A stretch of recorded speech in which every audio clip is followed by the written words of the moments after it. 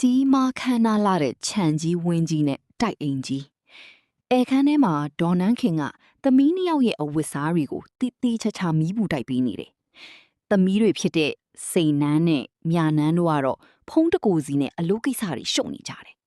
။ဒေါ်နန်းခင်ကငယ်စဉ်ကတည်းကစီးပွားရေးကိုရုန်းကန်ခဲ့ပြီးသမီးနှစ်ယောက်လုံးကိုပညာတတ်ကြီးတွေဖြစ်အောင်ကိုယ်ပိုင်ကုမ္ပဏီတွေထောင်နိုင်အောင်ပံ့ပိုးပေးခဲ့တဲ့မိခင်ကြီးပါ။သမီးတွေအိမ်အောင်ကြတော့လဲခွဲမနေပဲသမီးတွေတက်တောင့်တက်တာရှိအောင်အိမ်ရဝီယာဝစ်စချက်ပြုတ်ရှော်ဖို့မီးဘူးတိုက်အားလုံးကိုအသက်ကြီးပေမဲ့အားတတရောလှုပ်ပေးလိရှိတယ်။ဒေါ်နန်းခင်ကသမီးတို့အလုတ်သွားရင်အမိချက်ထားတဲ့ဟင်းကြိုလေးတောက်သွားအောင်ညီတို့ကအလုတ်ဖဲဖိလုံးနေတော့လူကပိန်လာတယ်။စိန်နန်းကအမိရလေအိမ်မအိမ်ပေါ်ကြီးရှိတာပဲအမိဘာလို့ဒုက္ခခံလုံနေလဲနားနားနေပါစို့မြနန်းကလေဟုတ်တယ်မီအမိမှာပတ်ဆက်နေအများကြီးရှိတာပဲအီးစီးနေပါဒေါ်နန်းခင်ကပြုံးပြီးသမီးတို့ခေါင်းကိုတက်ပြီးတယ်အမိလုံနိုင်တော့လေသမီးတို့ကိုပြုစုချင်လို့ပါအမိသမီးကြီးတို့ရဲ့မိသားစုကအလွန်ပျော်စရာကောင်းပြီးပြည့်စုံနေခဲ့ပါတယ်နန်းခင်ဖျားနာပြီးနောက်ပိုင်းအိမ်ကြီးထဲမှာထူးဆန်းတဲ့အမှုအကျင့်တွေစတင်လာတယ်ဒေါ်နန်းခင်ပြင်းပြင်းထန်ထန်ဖျားနာပြီးပြန်ကောင်းလာတဲ့အချိန်ကစလို့သူမရဲ့အပြုအမူတွေကလုံးဝပြောင်းလဲသွားတယ်။ညဘက်ဆိုအိမ်မပျော်ပဲအိမ်ထဲမှာရှောက်သွားနေတတ်တယ်။အမောင်ထဲမှာတယောက်ထဲစကားတွေပြောနေတတ်တယ်။တရက်မှာသမီးကြီးစိန်နန်းရဲ့အဖိုးတန်စိန်နာကပျောက်သွားတယ်။ရှာဖွေတော့ဒေါ်နန်းခင်ရဲ့ခရင်အောက်ကဖနှက်ဟောင်းတစ်စုံထဲမှာသွားဝတ်ထားတာတွေ့ရတယ်။ဒေါ်နန်းခင်ကိုမေးတော့ငါပစ္စည်းမဟုတ်ဘူးဘသူလာထားလဲမသိဘူးလို့မျက်လုံးအပြူသားနဲ့ညင်းတယ်ညတန်းကုန်ရံမှာညနန်းနိုးလာတော့မီးပူချောင်ထဲမှာဓာတ်တစ်လက်ကိုကင်ပြီးဒေါ်နန်းခင်ကနန်းရံကိုစိုက်ကြည့်နေတာကိုတွေ့ရတယ်တကယ်တော့ဒေါ်နန်းခင်ကသမီးတို့အတွက်တစ်သီးလီးပေးမလို့ဓာတ်လာယူရင်းဘာလို့မလို့လဲဆိုတာမေ့သွားတာဖြစ်ပါတယ်ဒါပေမဲ့ညနန်းကကြောက်လန့်တကြားအော်ဟစ်မိတယ်သမီးနှစ်ယောက်နဲ့တမတ်တွေအေကန်းမှာတိုင်ပင်ကြတယ်မြနန်းကမမအမေမဟုတ်တော့ဘူး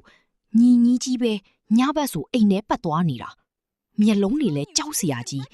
တခါတလေအတိတ်ကလူတွေရဲ့နာမည်တွေကိုအော်ခေါ်နေတာစိတ်နှန်းခင်ဖို့ကျုပ်တို့ငငယ်ရကြဘူးတဲ့လူကြီးတွေအသက်ကြီးလို့ကိုခံအားနေရင်ဖုတ်ဝင်တတ်တယ်တဲ့ဖုတ်ဝင်ရင်အောက်လန်းနီးနဲ့မောင်းထုတ်မှရမယ်မဟုတ်ရင်အိမ်ကလူတွေပါအသက်အန္တရာယ်ရှိတယ်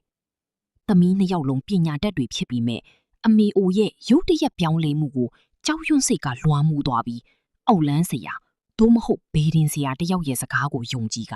အမိကိုဖုတ်ဝင်နေပြီလို့သတ်မှတ်လိုက်ကြပါတော့တယ်။မိုးရွာနေတဲ့ညနေခင်းတစ်ခုအိမ်ကြီးရဲ့အပြင်ဘက်ကိုတောင်သို့မဟုတ်အပြင်ဘက်ကအဆောင်အိုလေးတစ်ခုတည်းကိုဒေါ်နန်းခင်ကိုရွှေ့ပြောင်းလိုက်ကြတယ်။အဓိကအကြောင်းအရာသမီးတွေဟာအမေကြီးကိုကြောက်တဲ့အတွက်ပင်မအိမ်ကြီးပေါ်မှာပေးမနေတော့ပဲခြံထဲကအဆောင်အိုလေးတဲကိုပို့ထားလိုက်တယ်။အဝတ်အစားတွေပစ္စည်းတွေကိုလည်းဖုတ်ထုတ်တဲ့အနေနဲ့အပြင်ကိုထုတ်ပစ်ကြတယ်။ဒေါ်နန်းခင်ကတော့ဇဝေဇဝါနဲ့ငိုယိုပြီးသမီးတွေကိုတောင်းပန်ရှာတယ်။ဒေါ်နန်းခင်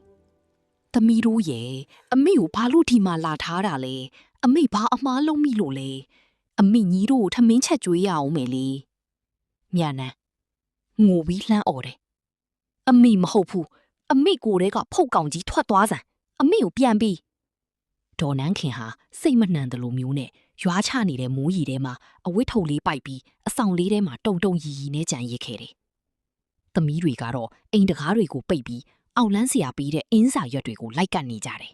။ပညာတတ်သမီးနှစ်ယောက်လုံးအကြောက်တရားကြောင့်မိခင်အရင်ကိုစုံကဝေဖုတ်ကောင်လို့ဆက်ဆံမိတဲ့အမားကြီးကိုကျူးလွန်လိုက်ကြပြီဖြစ်ပါတယ်။ဒေါ်နန်းခင်တယောက်အဆောင်လေးထဲမှာတတိလစ်ပြီးဖျားနေတာကြောင့်သမီးတွေစိုးရိမ်ပြီးတက်ကြီးရွယ်အိုအထူးကုဆရာဝန်ကြီးဒေါက်တာတက်ဦးကိုအိမ်ပင့်ပြီးပြသကြတယ်။အဓိကအကြောင်းအရာဆရာဝန်ကြီးကဒေါ်နန်းခင်ကိုတီးခြားစစ်ဆေးပြီးနောက်သမီးနှစ်ယောက်ကိုခေါ်ပြီးစိတ်ဆိုးမှန်ဆိုးနဲ့ပညာပေးစကားတွေပြောပါတော့တယ်။ဒေါက်တာတက်ဦးခမည်းတော်ကပညာတတ်တွေဖြစ်ပြီးဘာဖြစ်လို့ဒီလောက်အထိမိုက်မဲရတာလဲ။လူနာကဖုတ်ဝင်တာမဟုတ်ဘူးအသက်ကြီးတဲ့သူတွေမှာဖြစ်တတ်တဲ့ အယ်လ်ဇိုင်းမာစိတ်ကျန်းမာရေးယောဂဖြစ်နေတာစိန်နန်းကရှင်အဲ့ဒါဘာယောဂလဲဆရာဒေါက်တာတက်ဦးဒါအုံနောက်ဆဲလ်ဒီပျက်စီးလို့ဖြစ်ရတဲ့ယောဂဗျာအသက်ကြီးလာရင်အတိတ်နဲ့ပစ္စုပန်ကိုရောထွေးကုန်တတ်တယ်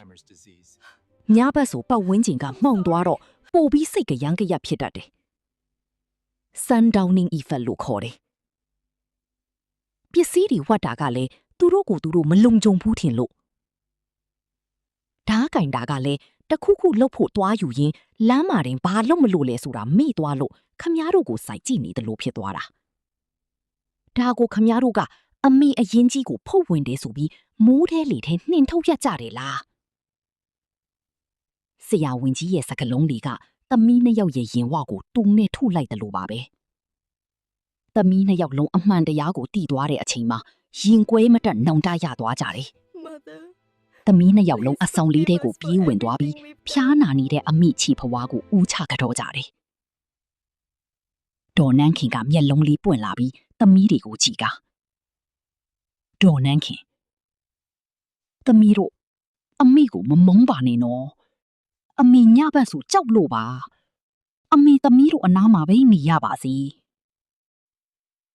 စိန်နန်းနဲ့မြာနန်းတို့ကအမိအိုကြီးကိုဖုတ်ပြီးမိုးကြွေးကြတယ်အမိသမီးတို့မားသွားပါတယ်သမီးတို့အမိကိုရှင်ခွင်ထဲမှာပဲပြန်ပြုတ်စုပါမယ်အမိရဲ့